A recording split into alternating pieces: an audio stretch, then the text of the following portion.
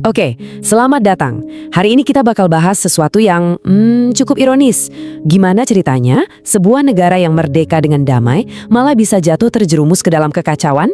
Nah, ini dia kisah Uganda dan harga mahal yang harus mereka bayar untuk sebuah kemerdekaan.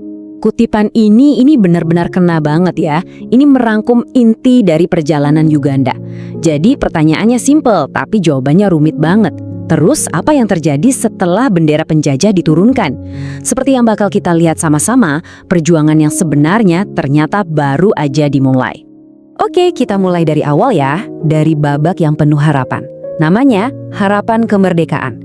Bayangin deh, awal tahun 60-an, semangat perubahan tuh lagi kencang-kencangnya di seluruh Afrika. Harapannya gede banget untuk masa depan bangsa-bangsa yang baru lahir ini. Nah, biar kita paham kenapa harapannya setinggi langit, kita perlu lihat konteks besarnya. Pertengahan abad ke-20 itu kan eranya dekolonisasi di Afrika. Tapi ada yang bikin Uganda ini spesial. Kemerdekaan mereka itu nggak didapat lewat perang berdarah-darah, tapi lewat meja perundingan, lewat negosiasi politik sama Inggris. Jadi bisa dibayangin dong, sebuah bangsa lahir dari negosiasi, bukan perang. Kemerdekaan damai ini langsung bikin semua orang optimis. Dunia luar pun ngelihat Uganda ini kayak, wah ini calon bintang baru di Afrika nih. Tapi, ya selalu ada tapinya. Di balik semua perayaan itu, ada retakan-retakan tersembunyi di fondasi negara yang baru ini. Nah, disinilah ceritanya mulai jadi rumit. Ternyata kemerdekaan itu bukan tongkat sihir yang bisa langsung nyelesain semua masalah. Malah sebaliknya, masalah-masalah warisan zaman kolonial justru makin kelihatan, makin tajam. Coba kita lihat tantangannya. Uganda yang baru ini tuh kayak rumah yang fondasinya udah retak dari awal. Kenapa? Pertama, ada puluhan kelompok etnis, masing-masing punya kepentingan sendiri. Kedua, ada kerajaan-kerajaan tradisional yang kuat banget, contohnya Buganda yang pengennya punya otonomi. Terus, sistem politiknya juga belum teruji. Ini bukan fondasi yang kuat, ini resep buat masalah besar. Nah, ini nunjukin inti konfliknya dengan jelas. Di satu sisi ada pemerintah pusat di Kampala yang dipimpin Perdana Menteri Milton Obote. Mereka pengennya negara ini jadi satu, jadi negara kesatuan. Tapi di sisi lain ada kerajaan-kerajaan tradisional yang kuat itu, terutama Buganda. Mereka gak mau dong kekuasaannya dilepas gitu aja. Ini jadi kayak tarik tambang kekuasaan yang pada akhirnya bakal meropek negara ini. Dan benar aja, retakan-retakan tadi itu nggak butuh waktu lama buat jadi jurang yang besar. Uganda pun dengan cepat terseret, masuk ke dalam pusaran krisis politik yang makin hari makin dalam, makin bahaya. Terus gimana ceritanya harapan itu bisa berubah jadi mimpi buruk? Prosesnya tuh bertahap. Coba kita lihat. Pertama, konflik politik antar kelompok makin panas. Ini bikin pemerintah pusat berusaha mengontrol semuanya, memusatkan kekuasaan. Akibatnya apa? Institusi demokrasi jadi lemah. Nah, di saat ada kekosongan kekuasaan inilah muncul pemain baru yang ngisi panggung, militer. Dan inilah titik baliknya, momen di mana suara spatular tentara jadi lebih berkuasa daripada ketukan palu hakim.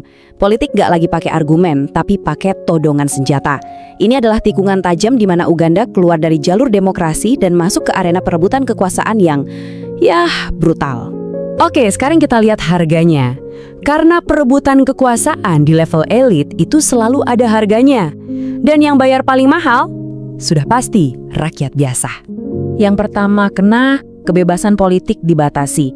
Rejim yang berkuasa nggak mau ada saingan. Semua yang berani menentang, semua oposisi ditekan habis-habisan.